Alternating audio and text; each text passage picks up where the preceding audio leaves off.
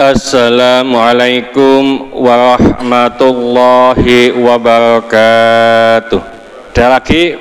Masih? Ya, monggo. Ya. Untuk membedakan hadis palsu, hadis dhaif, hadis hasan, hadis sahih gitu ya. Begini.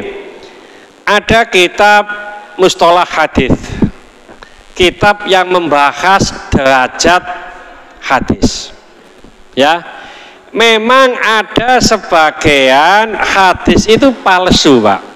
Karena apa? Pertama, kadang-kadang untuk kepentingan, umumnya dulu ngapunten, kepentingan politik. Nah, sehingga ada orang itu yang berani mengatakan atas nama Rasulullah, padahal bukan hadis.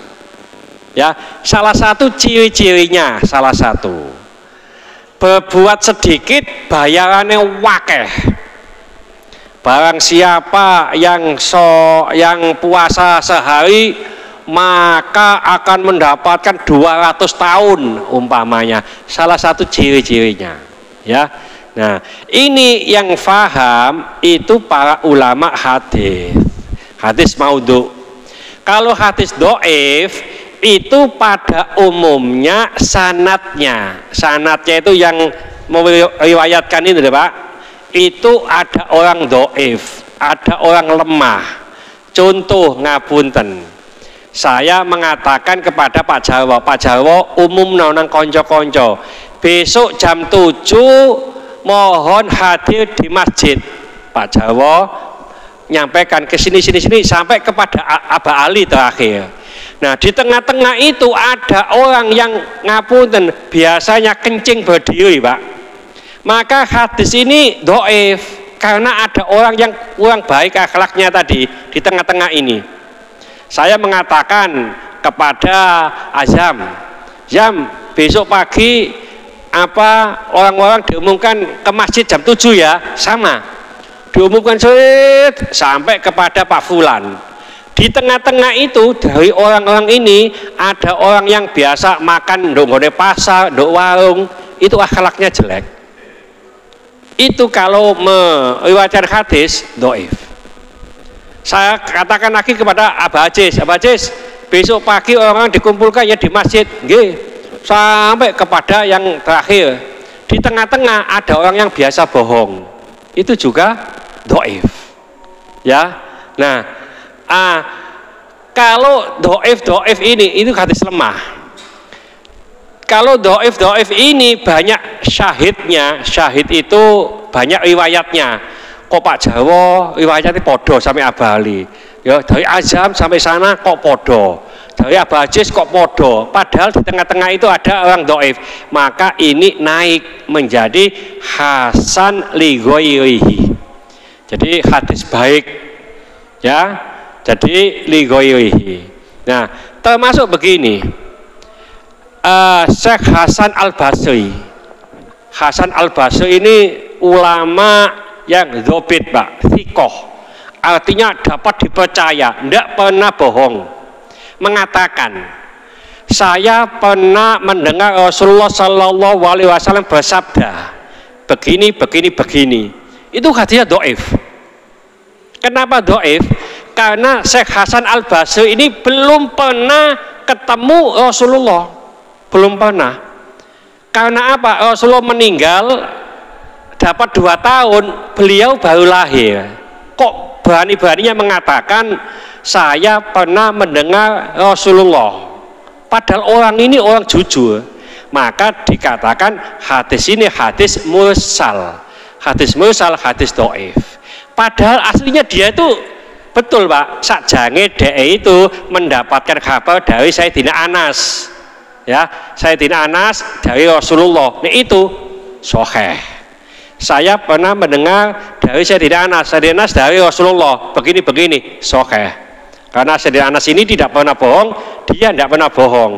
Ini sahih. Tapi diloncati jadi dhaif. ya, semacam itu. Jadi yang bisa mengatakan hadis palsu atau tidak itu para ulama. Sama dengan begini, saya pernah ngapunten, nek tekon ya tekon, nek ngomongi ya ngomongi. Ada teman Pak di Sukoasoi, Ustadz, sampai itu sering mengatakan ini dari kitab Ihya Ulumuddin, ya, kitab Ihya Ulumuddin karangan Imam Al-Ghazali. Ustadz tahu bahwa itu banyak hadis palsu, begitu, ya. Saya dikatakan begitu. Iya Tamas, iya, ya. Dia mengatakan iya. Saya tanya, sampean pernah membaca kitab Ihya Ulumuddin? Belum. Nah, belum kok mengatakan banyak hadis palsu. Ya kata-katanya, kata orang-orang, kata guru-guru saya begitu. Nah gitu. Saya terangkan gini Mas, ya. Nek sampean pernah membaca kitab Ihya Ulumuddin, itu ada yang namanya Syekh Al-Iraqi. Syekh Al-Iraqi itu mentarjih dari hadis-hadis yang ada di kitab Ihya Ulumuddin, bahwa kalau umpamanya ini hadis dhaif, ini hadis hasan, ini hadis sahih, itu disampaikan oleh ahli hadis yang namanya Syekh Al-Iraqi. Saya tidak mengenal hadis ini, itu dikatakan begitu, ya. Jadi sampean nek mau baca, pernah baca, itu baru bisa komentar. Enggak tahu moco. Contoh begini ngapunten, gawe wedan ini loh ya, kopi kok lewat gini durung diombe nang ngomong legi, gitu loh ya. Diombe dhisik dirasakan tiba-tiba pahit. Nah, saya bisa mengatakan karena saya bisa sudah minum, gitu loh maksudnya. Wong belum pernah minum langsung mengatakan ini gak fair lah, ya. Langsung yang dapus Pak ya, ya. Jadi nek Surabaya ini gak dapus, ya. Jadi ngomong doang lah, ya. Ini semacam itu. Jadi tidak ada yang tahu hadis itu palsu atau apa kecuali ahli hadis Pak. Kalau di Jawa Timur itu dulu ada ya ahli hadis, kalau nggak saya Habib Abdullah, ya, itu punya pondok namanya Darul Hadis. Bukan Darul Hadis yang apa LDI itu bukan. Ya, kalau jenengan Kesa Malang, ya, Kota Malang, alun-alun pojokan itu ada Jalan Aris Munandar. Itu ada pondok pesantren Darul Hadis. Santri-santrinya banyak apa ye itu dari apa keturunan Arab. Ya, di sana banyak ya. Jadi Habib Abdullah sana almarhum. Beliau apa hafal ribuan hadis, bisa menentukan ini sahih, ini hasan, ini dhaif, faham Pak. An itu hafal.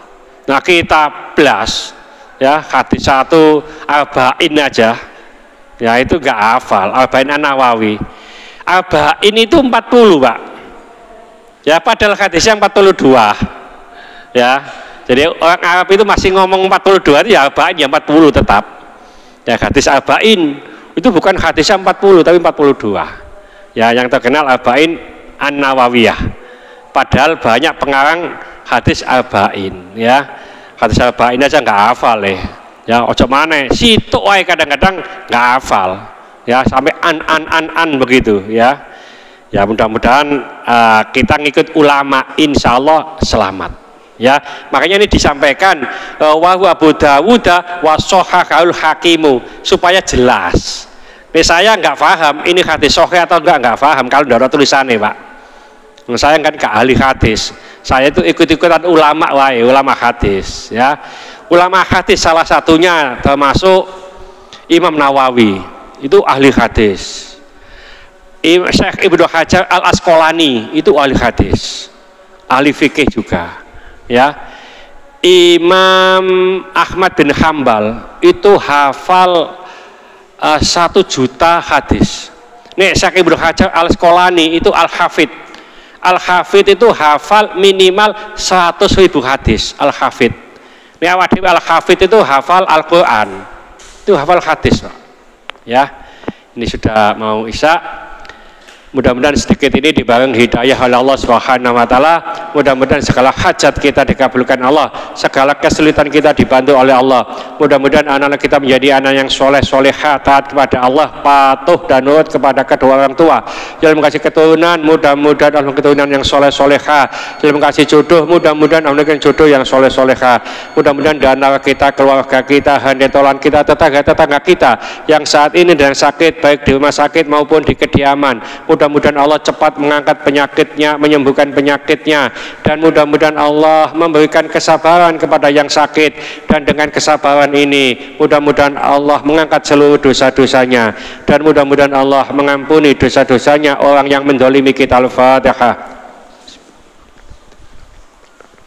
Bismillahirrahmanirrahim. Al-asri innal insana lafi khusrin illa alladziina amanu wa 'amilus sholihati wa tawassaw bil haqqi wa tawassaw bis sabr.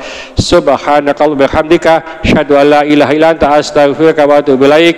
Wassalamu alaikum warahmatullahi wabarakatuh. Allahumma sholli ala sayidina Muhammad